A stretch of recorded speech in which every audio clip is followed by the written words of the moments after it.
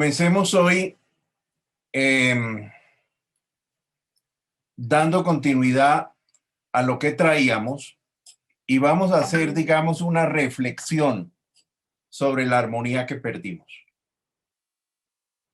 Vamos a preguntarnos cuándo perdimos la armonía que tuvimos y qué tenemos que hacer para recuperarla.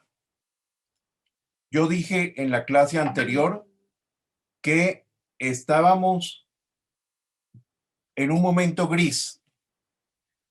Si nosotros miramos esta imagen, sobre la cual desafortunadamente no tengo fuente, no tengo, no sé ni siquiera si es una fotografía o si es una pintura, eh, pero que yo la uso desde hace algún tiempo porque me parece sencillamente hermosa y francamente ilustrativa de esa armonía que alguna vez tuvimos todos los seres vivos con respecto al mundo que nos rodea.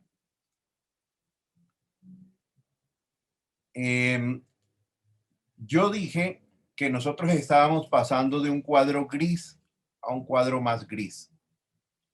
Bueno, ahí está el cuadro de Groenlandia en 1990 y el mismo cuadro de Groenlandia un poco más gris en el año 2015. Ahí ustedes pueden ver en la realidad del mundo, en la realidad de una geografía, ahora sí, en una fotografía de la NASA, cómo es que estamos perdiendo esa armonía de relación y de contacto y de convivencia con el resto de seres vivos y cómo estamos pasando lentamente de un cuadro gris a un cuadro más gris. Esta es una fotografía, la misma, ampliada de la NASA, que muestra esto. Recuerdo simplemente esto que dije en la clase pasada, lo del cuadro gris, y señalo que el efecto amplificador de la pandemia nos ayuda a ver lo que siempre estuvo allí. Este proceso evolutivo entre 1930 y 2020, la manera como fue creciendo este problema, la manera como pasamos el primer punto de inflexión en el año 2018 probablemente y nos acercamos a un segundo punto de inflexión. Esto lo mostré la vez pasada y señalé que el problema era el pensamiento del hombre, que ahí estaba el problema y que si nosotros realmente queremos recuperar la esperanza, trabajar por la esperanza, tenemos que modificar el pensamiento del hombre y tenemos que modificar concretamente el paradigma del crecimiento ilimitado. Alrededor de esta posibilidad de transformar el paradigma del pensamiento ilimitado está la esperanza. Nosotros estamos pasando de este cuadro que pintó Arnold Böcklin en 1886. Este cuadro se llama La Isla de los Muertos. Observen en él cómo una barca con unos muertos va a una isla desierta a donde han hecho sarcófagos en las paredes de piedra para depositar, pienso yo, que los muertos que ya no cabían en el continente. Este es un cuadro que ha sido pintado muchas veces por otros. El propio Böcklin hizo varias versiones de este cuadro y este cuadro es particularmente significativo del momento que estamos viviendo, no solamente en materia de emergencia climática, sino también en materia de pandemia. Nosotros estamos pasando de ese cuadro a este otro cuadro que pintó Salvador Dalí en 1932. Y Salvador Dalí le llamó a este cuadro el verdadero cuadro La Isla de los Muertos a la hora del Ángelus. Es una reinterpretación en 1932 de Dalí sobre el cuadro de Böcklin. ¿Qué hay en este cuadro? En este cuadro hay una desolación todavía más patética que la que expresaba Böcklin. Este cuadro de Dalí prefigura el comienzo de la catástrofe que estamos viviendo, a mi pensar. Acuérdense de lo que significaba 1932. Acuérdense de lo que significó 1929 para el mundo. Acuérdense de lo que significó esa crisis económica que vivimos en ese año y que significó una serie de estrategias económicas de crecimiento del mundo, especialmente de Europa y de los Estados Unidos, para salir de una crisis. Acuérdense que reflexionábamos el jueves pasado en que esto realmente lo que significó fue entrar en una crisis mucho peor que la crisis de 1929. En esa crisis hemos avanzado hasta una pérdida de reverencia, de respeto por la tierra, por el conjunto de los seres vivos que nos da sustento. Miren, por favor, el cuadro El Ángelus, pintado por Jean-François Millet en 1857. Este cuadro también es famoso. ¿Qué les sugiere a ustedes este cuadro? ¿Qué les dice este cuadro? ¿Qué les comunica? A mí, yo veo allí dos personas en actitud o de oración o de reverencia o de agradecimiento o de comunión con la tierra. Son dos labradores que están en un campo de agricultura, a mi juicio agradeciendo algo, a mi juicio conectándose profundamente con algo que los sustenta. Pues bien, Salvador Dalí también pintó su versión del Ángelus en 1935. Y a esto le llamó reminiscencia arqueológica del Ángelus de Millet. Ahora, ¿qué ven ahí ustedes? ¿Qué ven en este cuadro? ¿Y qué ven en este otro? Dalí también hizo varias versiones de reminiscencia arqueológica del Ángelus de Millet. Evidentemente, es una versión muy distinta, es una visión muy distinta, una prefiguración muy distinta que lo que había pintado Millet en 1857.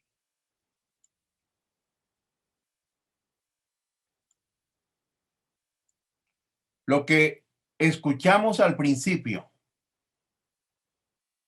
de hoy era la novena sinfonía de Beethoven.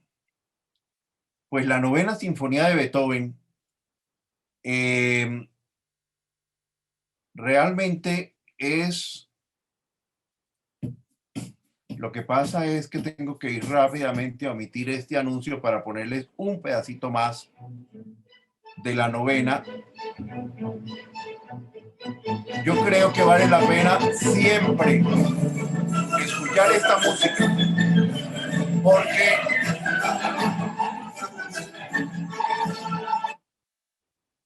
porque esta música, digamos, representa un momento crucial del arte universal. La manera como a partir de un poema escrito en 1786 por Schiller, Beethoven construye en 1823, muchos años después, esta obra de arte que, a mi juicio, es una muy buena representación, estímulo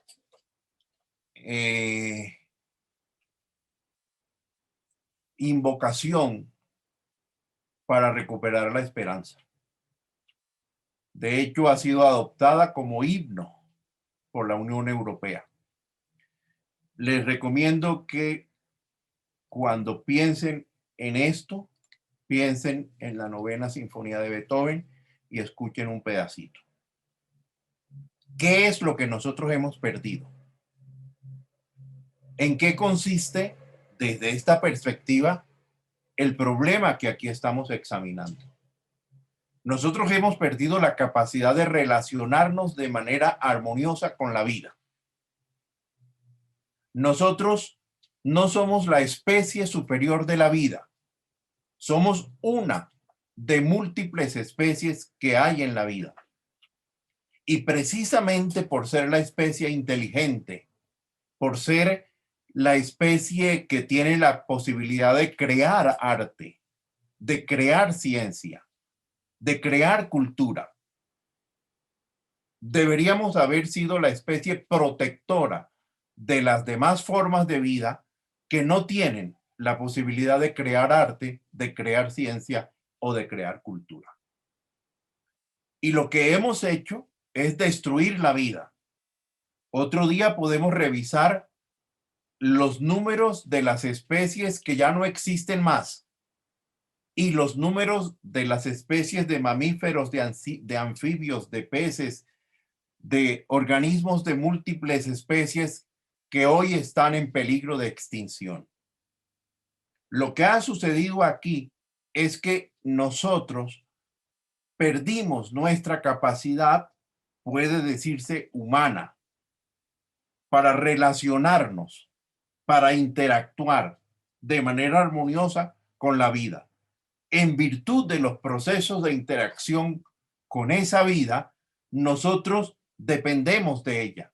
Nosotros nos comemos para nuestra subsistencia buena parte de esa otra vida. Comemos vegetales, comemos mamíferos, comemos peces, comemos otras especies, nos alimentamos de otras especies. La vida nos sustenta la diversidad biológica, nos sustentan los árboles, nos sustenta el agua, nos sustenta el aire, nos sustenta el conjunto complejo de interacciones físicas y químicas que se da en la naturaleza. De ese conjunto complejo, sistémico, armónico, depende nuestra vida. Me gusta citar a James Lovelock cuando dice que necesitamos recordar nuestro antiguo sentimiento de la tierra como un organismo y reverenciarla de nuevo. Lovelock demostró en la teoría Gaia que la tierra era un organismo vivo y que nosotros habíamos perdido esa reverencia que se expresa en el cuadro de Millet con respecto a ella.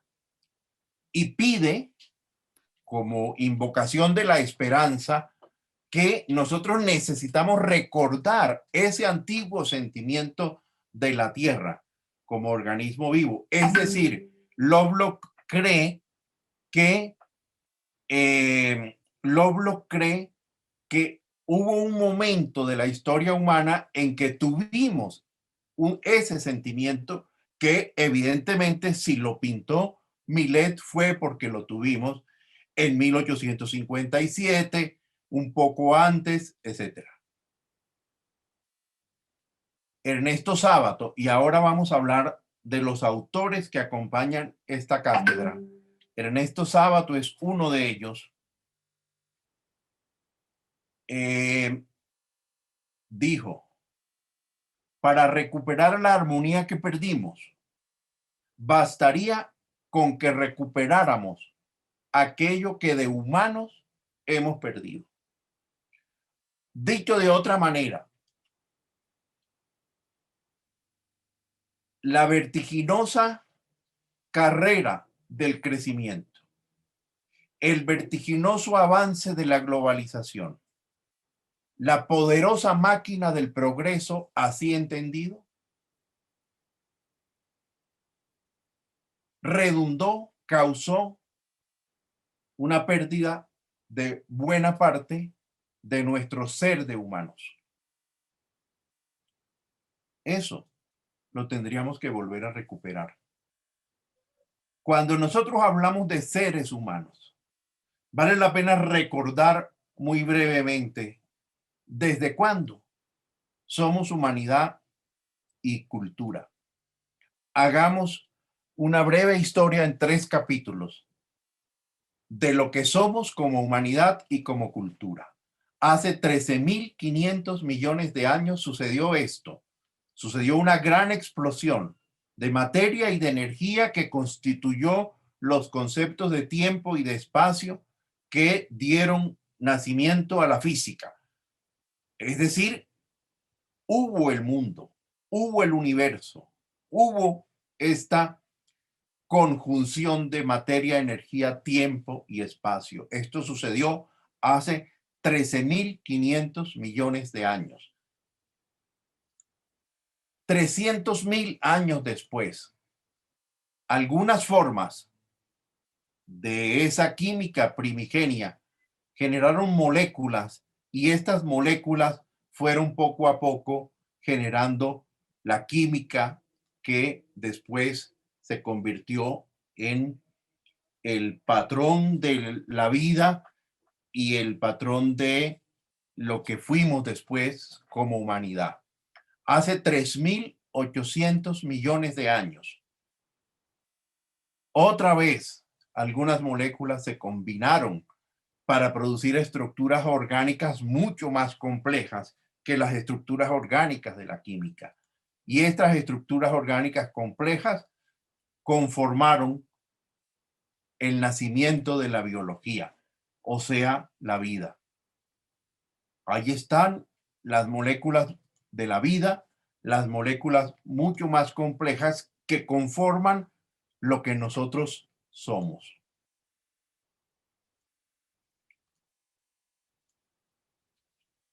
Hagamos un salto a los últimos 4 millones de años.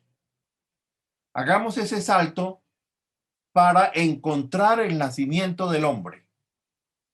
Entonces podemos ver que lo que somos hoy depende de lo que fuimos entre el 50.000 y el 40.000 antes de Cristo. Los prehumanos, los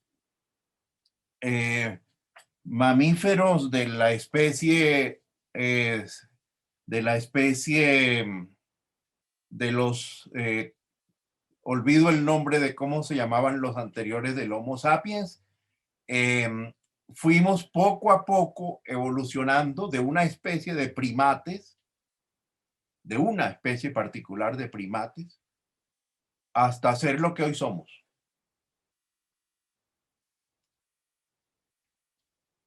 Eso somos, y eso ha ocurrido durante miles de millones de años. Nosotros estamos aquí hace tan solo 200.000 años. O sea que somos una especie muy joven en este universo de 13.500 millones de años. Somos una especie joven. Somos una especie que ha evolucionado de esta manera. Aquí en la línea amarilla están los 200.000 años que ubican más o menos el comienzo de nosotros. Cuando pasamos de la casa cooperativa a la casa de grandes presas y después cuando inventamos la agricultura y hace 5.000 años cuando inventamos la ganadería y cuando inventamos el problema. Hace menos de 70 años. Hemos pasado de un mundo en armonía. Aquí en esta gráfica, a donde vemos las concentraciones en partes por millón de dióxido de carbono en la atmósfera, en un histórico que hizo la NASA entre 400.000 años antes y 1950.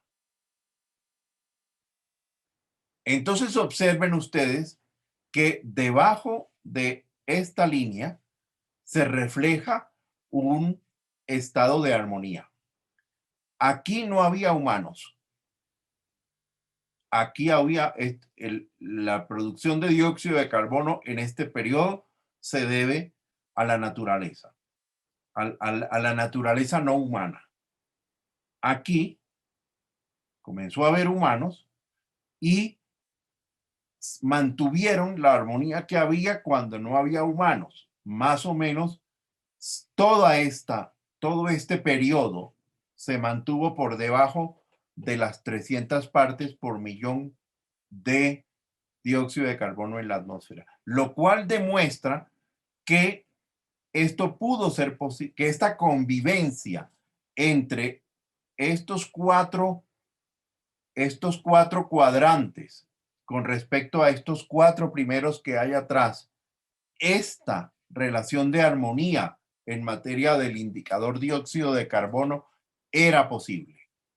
O sea, era posible la armonía de nosotros con los demás seres vivos sin causar el problema que causamos a partir de este año que está señalado aquí, de 1950, cuando perdimos la armonía. Observen que en este año comienza la curva a pasar los límites de los 300 partes por millón y sube y sube y sube y sube. Y nunca más estuvo en este cuadrante de abajo y nunca más reflejó este estado de armonía. Algunos sitúan, digamos, en la revolución industrial, una suerte de comienzo de esta ruptura entre 1763 y 1859.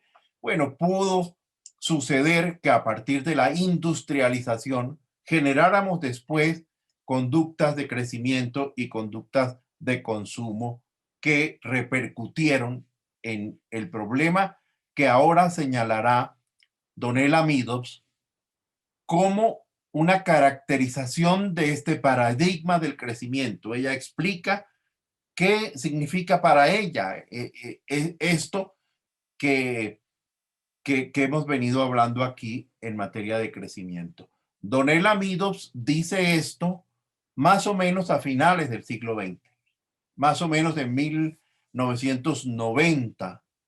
Ella dice lo que van a escuchar ustedes a continuación. He estado trabajando en el ideal de un mundo sustentable durante mucho tiempo y soy capaz de visualizarlo. Un mundo sustentable que nada tiene que ver con sacrificios ni regulaciones complejas. Un mundo sustentable en el que me encantaría vivir.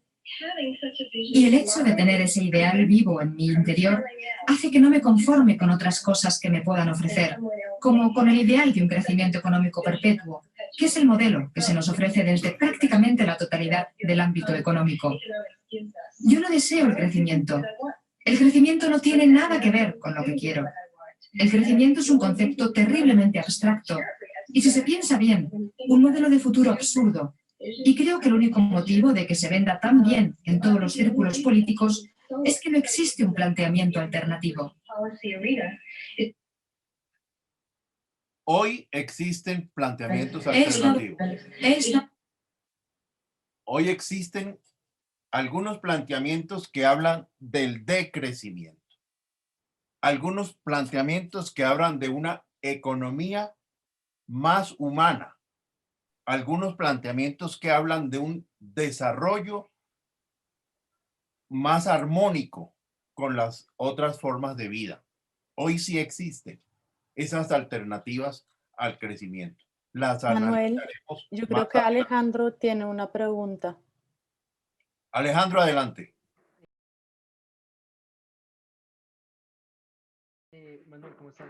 Digamos, Hola. hablando sobre ello, digamos ahorita con todo lo del tema de los objetivos de desarrollo sostenible, aún así, digamos, esos objetivos están basados en mantener, aún así, no hacer una ruptura verdadera en el contexto económico que llevamos. Y asimismo, digamos, el límite, aparece también un título que dice que es para el año 2050, que es el tema del límite del planeta, en donde vemos que si nosotros cumpliéramos los objetivos de desarrollo sostenible, aún así no estaríamos cumpliendo con crear otra vez la armonía del planeta. Simplemente estaríamos cumpliendo con el consumo, en cierta manera, de ciertas características, digamos, de lo del CO2 que el profesor bien habló, pero aún así, como el problema ya está hecho, no estaríamos cambiando el verdadero problema que es el sistema económico o el sistema social que llevamos actualmente. Entonces, digamos, uno cómo podría, obviamente sin tener que afectar la economía de una manera abrupta, porque es lo que estamos acostumbrados normalmente, poder cambiar esos comportamientos de manera creciente de aquí a, bueno, de aquí a 30 años, porque prácticamente el 2050 también es uno de los años que en teoría dicen que es clave para la subsistencia humana y del planeta. Entonces, digamos, ¿qué propuesta uno podría generar para que existan estos cambios de manera real y no solamente decir los objetivos de desarrollo sostenible y cuando se cumplan entonces pensamos que ya cumplimos con nuestra responsabilidad con el planeta? Me parece muy pertinente lo que acabas de preguntar, Alejandro, en el siguiente sentido.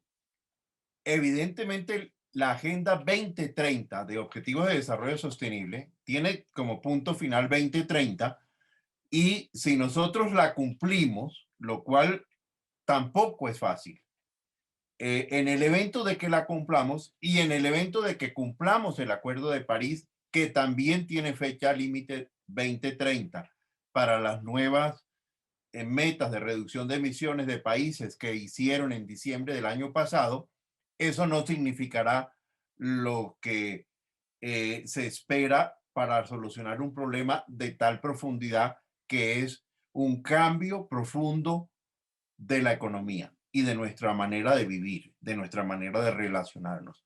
Cuando Antonio Elizalde dice que el problema del cambio climático no es un problema ecológico ni ambiental, ni siquiera económico, sino cultural, se refiere a esto, se refiere a la cultura del pensamiento del hombre que ató su noción de felicidad a la noción de crecimiento.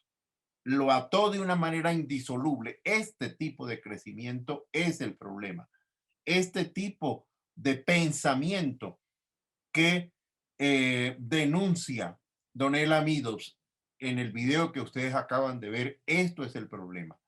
De manera que efectivamente no podemos pensar que el cumplimiento de los objetivos de desarrollo sostenible, el cumplimiento del Acuerdo de París, el cumplimiento del Acuerdo de Diversidad Biológica significa la solución definitiva del problema. ¿Cuál es la solución definitiva del problema?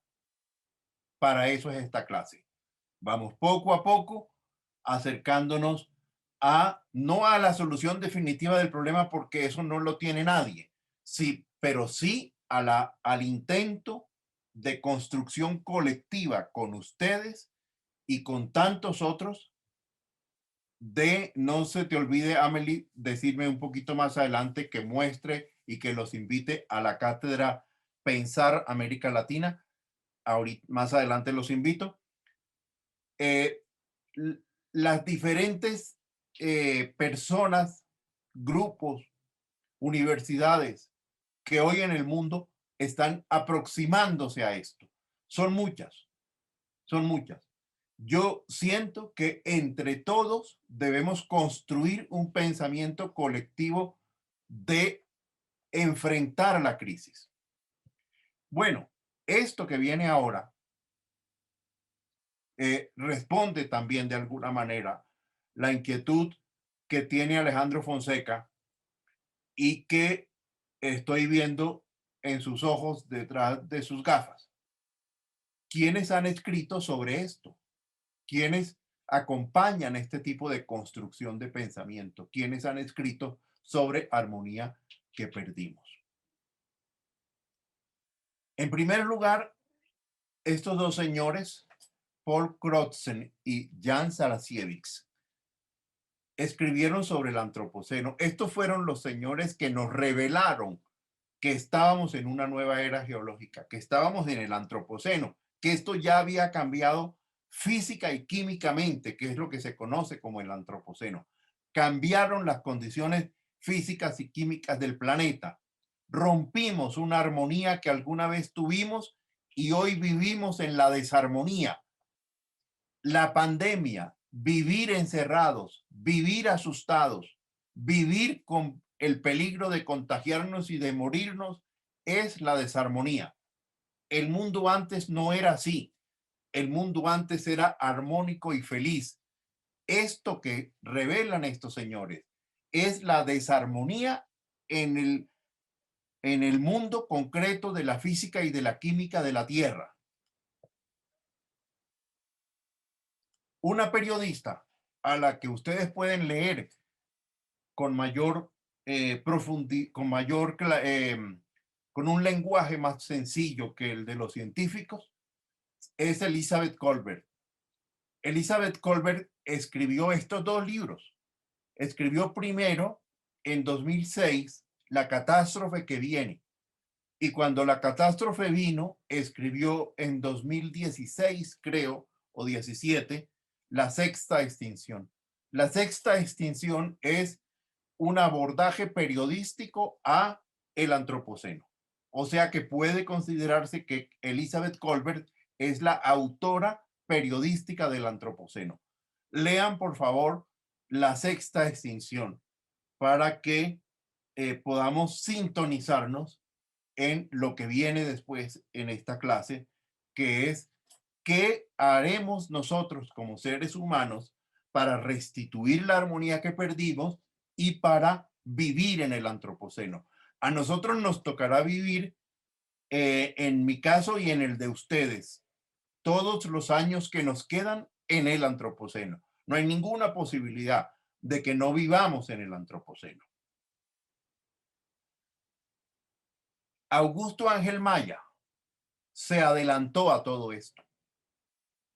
Augusto Ángel Maya murió en el año 2010 y él, en estos libros que están aquí escritos y que se consiguen todos gratis en la red, escribió que el problema era la cultura y que lo que había que modificar era la totalidad de la cultura. Él se adelantó al señalamiento de que esto no era un problema ecológico, sino cultural. Augusto Ángel Maya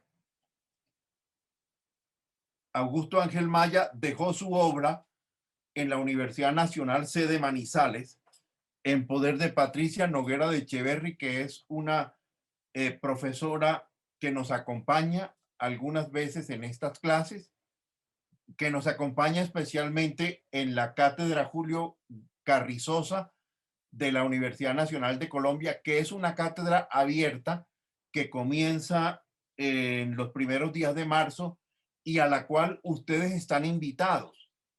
A mí me gustaría que ustedes pudieran conocer con Sonia y con Amelie el programa de esta cátedra para que sientan que pueden ir a ella. Esto es de 4 a 7 de la noche los martes. Patricia, en el Reencantamiento del Mundo, recoge muchos de estos pensamientos de la escuela de Augusto Ángel Maya.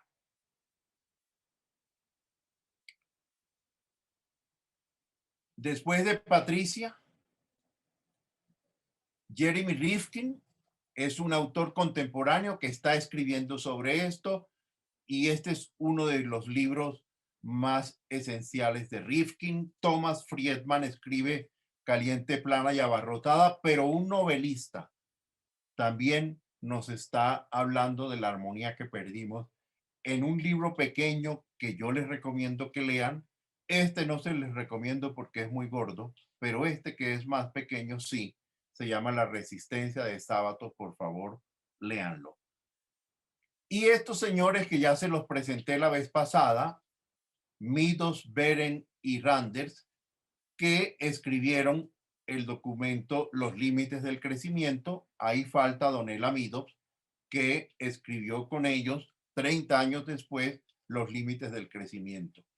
Aquí hay una activista ambiental y una filósofa, Naomi Klein, que como activista ha denunciado en múltiples libros el problema que vivimos, y Nussbaum, que está escribiendo desde la perspectiva de la educación. ¿Qué es lo que significa? Su libro se llama, el libro que yo recomiendo en esta clase se llama El cultivo de la humanidad. Por favor, acérquense al cultivo de la humanidad. Pero si lo que quieren es ver los datos concretos del petróleo, ver por dónde va el tema del fracking, por dónde va el tema de que se acabe el petróleo y de que vamos para otro tipo de energía, acérquense a Antonio Turiel. No necesitan leer ningún libro porque este es un hombre de medios que está diciendo cosas como que ya perdimos las décadas para prepararnos para un sistema global en colapso. Ahora lo que importa es intentar evitar lo que viene, pues fases tempranos de este colapso pueden estar ocurriendo hace 10 años y él escribió esto hace 5, o que pueden estar manifestándose ya. Este libro fue publicado el año pasado no, 2019, y se llama El planeta inhóspito. Esta es una de las traducciones que hay de otro periodista. Fíjense que son los periodistas los que están contándonos la historia. Y Richard Heimberg tiene una página maravillosa. Heimberg es este. Y en esa página se llama el Post-Carbon Institute. Por favor, miren al Post-Carbon Institute con Heimberg y a Wallace Wells con el planeta inhóspito. Bueno, yo no los voy a abrumar con 50 autores, voy a hablar de 3 o 4 más. Estos son los que nos van a acompañar en esta clase, pero para volver otra vez a la armonía que perdimos, yo quisiera conversar un poquito con ustedes, siendo las 11:42. Yo sé que aquí hay unos estudiantes que son lectores y que seguramente van a ir a estos libros. La mayor parte de ellos se consigue en la red. Me gustaría conocer a los nerds de esta clase. Por favor, manito, los nerds de esta clase para yo conocerlos. Yo tengo alguna intuición porque los estoy mirando de cuáles son, pero por favor confírmenme ustedes mismos quiénes son los nerds de esta clase. No tengan pena de nombrarse a sí mismos nerds porque eso es una virtud. Por favor. Manito así, los nerds. Entonces cambiemos el nombre. Manito así, los que estarían interesados en profundizar un poquito más. Alejandro Fonseca levantó la mano y 2 más levantaron la mano. Vamos a ver cuáles son. Manito así, los que quisieran profundizar un poquito más y leer este tipo de libros y otros que les voy a decir después. No va a ser muy, muy tremendo, pero yo quiero ver quiénes levantaron la mano y ahí están. Entonces, ahí está Marta Lucía Bordamalo, ahí está Santiago Jiménez, mira, Esperanza Suescún, Caterín, Juan Diego, Elkin, Sergio Gómez, David Salamanca, Juan Esteban, Mariana Ponte, no. Sebastián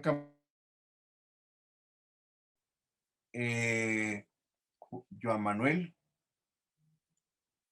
Y de este lado está Leonardo, está Santiago, Marta Lucía, María Lucía Bordamalo. ¿Dónde está Laura? ¿Dónde está Laura Rudas? Laura Rudas, ¿no vino? No vino. ¿Dónde está Wilman? Wilman no vino. María Lucía, dime algo. ¿Quién está ahí? Ah, ahí está Wilman, dale. Wilman, ¿tú por qué no levantaste la mano? Porque no me considero nerd. ¿No te consideras nerd? No, Bueno, listo. Pero léete alguna cosita de estas que yo estoy diciendo. sí, claro. Bordamalo, háblame. Hola, profe, señor. Hola. Háblame. Háblanos.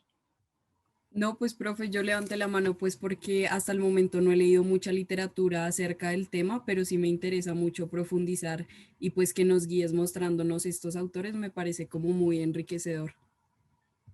Ok, ¿qué es lo que yo he hecho? Yo tengo la convicción de que no voy a poder comunicarles a ustedes todo el problema. O sea, no hay tiempo para abordar todo esto. No tengo tampoco la habilidad suficiente para comunicar la magnitud, las raíces, las interrelaciones que esto tiene. Creo que Elizabeth Colbert lo ha hecho mucho mejor que yo, que Augusto Ángel lo ha hecho mucho mejor que yo, que Ernesto Sábato, que Manfred Magneff, que todos estos que les estoy mostrando lo hacen mejor que yo.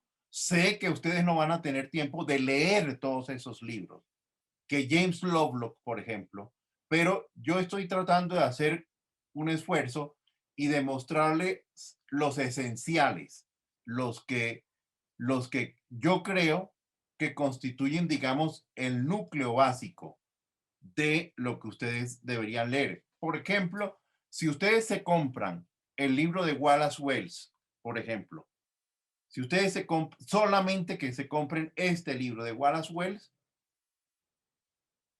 van a tener una visión mucho más aterrizada, mucho más clara, mucho más documentada de lo que cualquiera puede ofrecer en esta clase. ¿Qué opina Sergio Gómez? Sí, Manuel, yo estoy interesado pues, acercarme más al tema mediante estos libros y de hecho ahorita iba a acotar sobre algo que usted estaba hablando y era el tema de la cultura y es algo relacionado con el documental y es que cuando Leonardo DiCaprio se está entrevistando con esta señora de la India y creo que Nicolás también lo mencionaba en la clase pasada y es el tema del consumo, que el consumo de un estadounidense puede equivaler hasta como 65 veces el consumo de un habitante de otro país.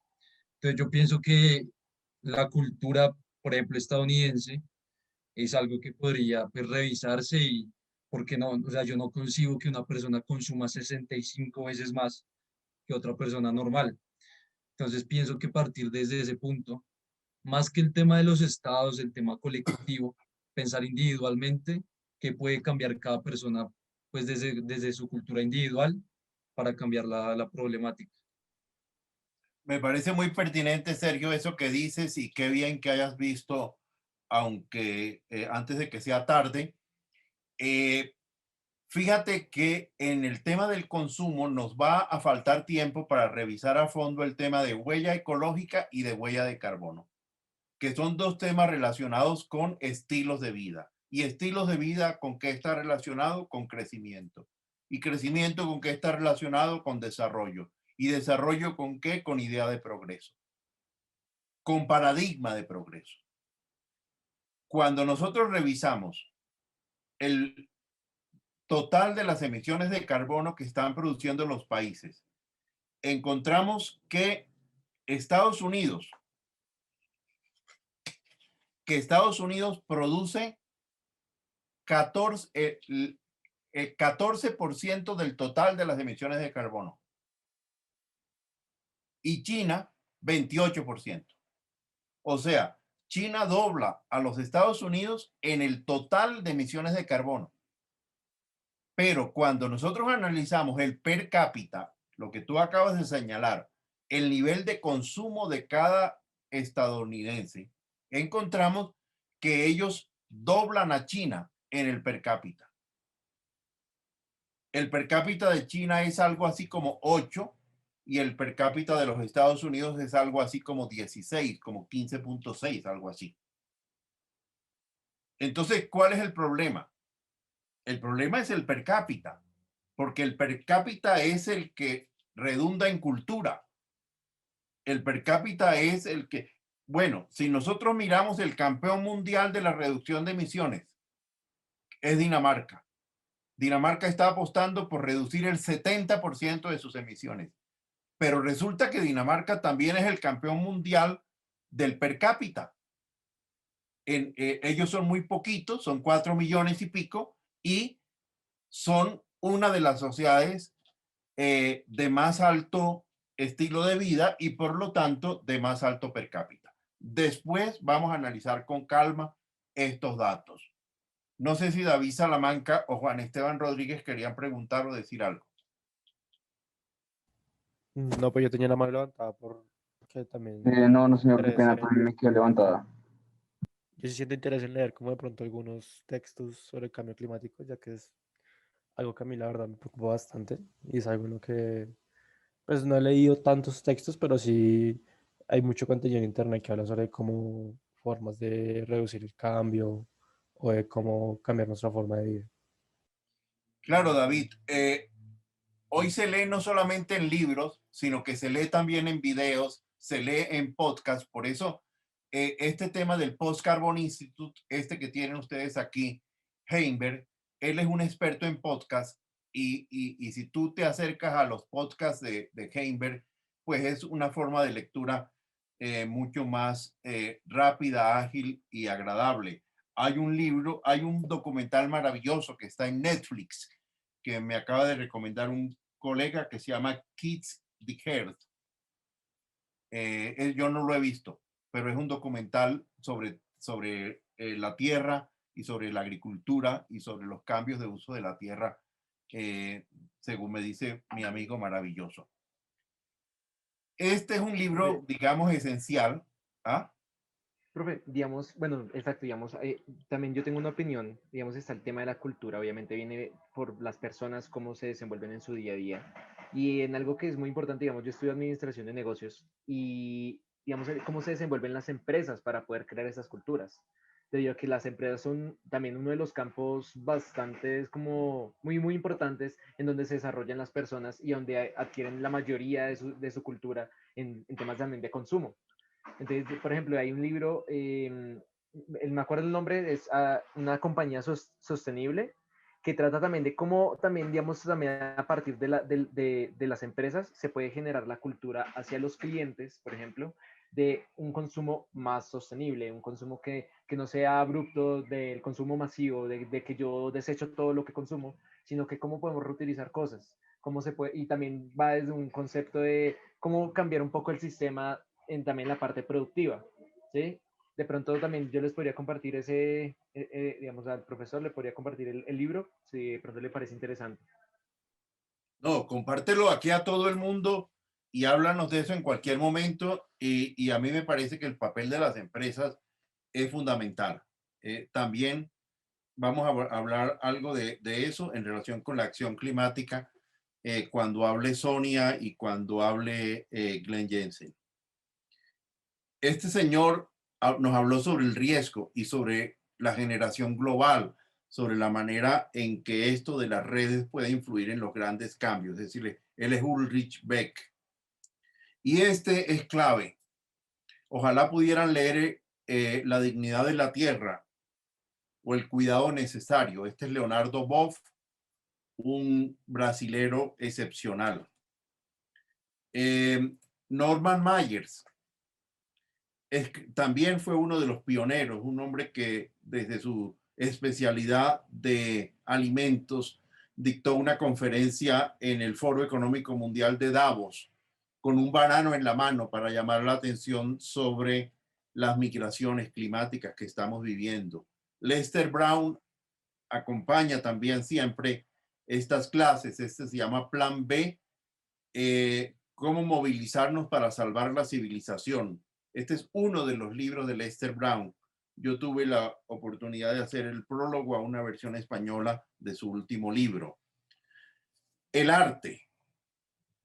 háganme el favor de meterle arte al pensamiento de ustedes, de cada uno de ustedes. Salvador Dalí tiene una gran cantidad de obras. Ya mostré algunas. Jirafa ardiendo es otra, que prefiguran lo que hoy está pasando, que anticipan lo que hoy está pasando. Toda la música de Joaquín Sabina es una invocación a la esperanza, es una invocación a la vida y a lo que debemos recuperar. Escuchen, por favor, a Joaquín Sabina, cuyo himno, algunos de cuyas canciones han sido himnos de estas clases. Más de 100 mentiras es el himno de la clase de este semestre. Daniel Innerarity escribe sobre democracia pertinente y un poco más antes, Anthony Giddens y Garrett Hardin. Y estos son ya los pensadores del decrecimiento. Él es el principal de ellos, Serge Latouche. Serge Latouche también es un hombre de medios. Hay muchas cosas en YouTube sobre Serge Latouche y sobre Carlos Taibo hablando sobre decrecimiento. Este es un poeta español que aborda la economía y la ecología juntas y escribe un libro sobre Aldo Leopold, que fue un hombre de finales del siglo XIX, pionero en esta construcción, en esta reflexión sobre la armonía que perdimos. Aquí hay otros libros sobre decrecimiento y aquí está Lynn Margulis. Ella es científica y sus libros no son tan legibles, pero si ustedes pueden revisar algo que haya en las redes sobre Margulis, sería bueno, le aportaría mucho. Esto sí lo deben leer. Desarrollo a escala humana, escrito por ellos dos. Manfred también es un hombre de medios y les recomiendo la conferencia La economía desenmascarada. Esa está en la red. Por favor, acérquense a la economía desenmascarada de McNeff. David Hell escribió Un pacto global desde la perspectiva de las ciencias políticas. Fíjense que estamos presentando diferentes abordajes desde diferentes disciplinas sobre este problema. Y aquí está la filosofía. Creo que hay un filósofo en esta clase o una filósofa. Este es Sloterdijk, que ha escrito mucho sobre esto. Y por último, James Lovelock. James Lovelock ha escrito muchos libros, pero que se llama La venganza de la tierra, publicado en 2007, es su libro sobre la crisis climática global. Por favor, no dejen de revisar a Lovelock. Voy a terminar este espacio para darle paso a Amelie y después a ustedes con un pensamiento de José Saramago. José Saramago murió en 2010. Antes de morir, eso es la luna, después hablamos de ella. José Saramago murió en 2008, perdón. Antes de morir, fue entrevistado por un periódico de Costa Rica y dijo esto. Dijo, en un momento de la historia de la humanidad tomamos un camino lateral que nos ha traído hasta aquí.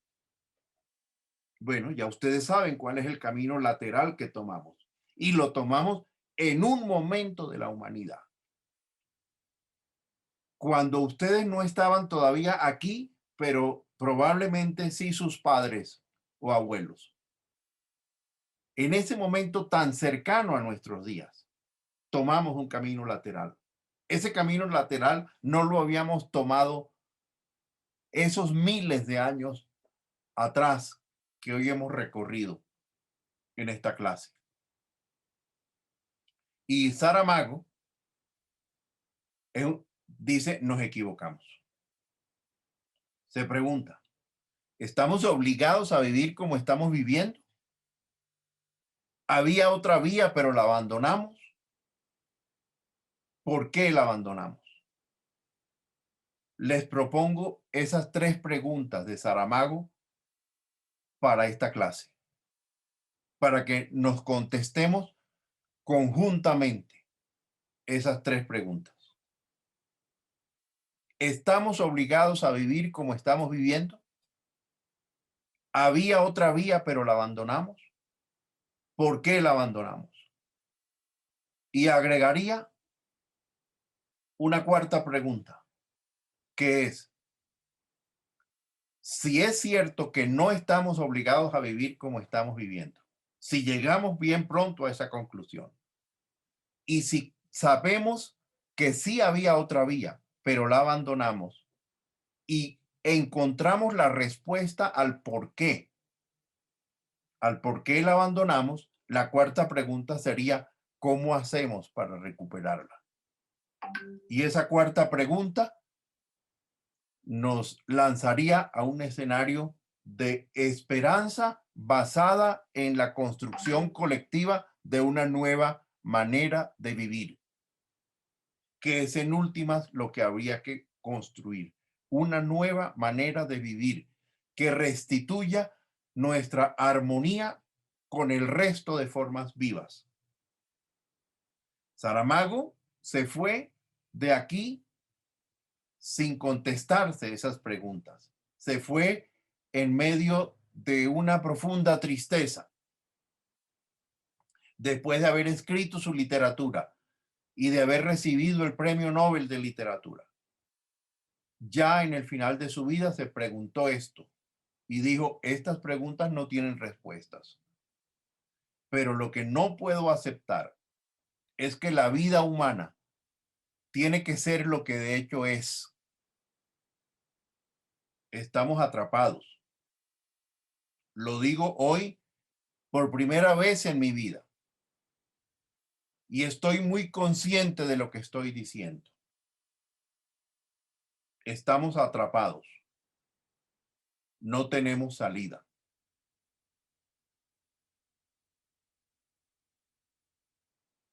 Yo creo que sí estamos atrapados, pero sí tenemos salida. Yo creo que tenemos una salida difícil, pero aún posible.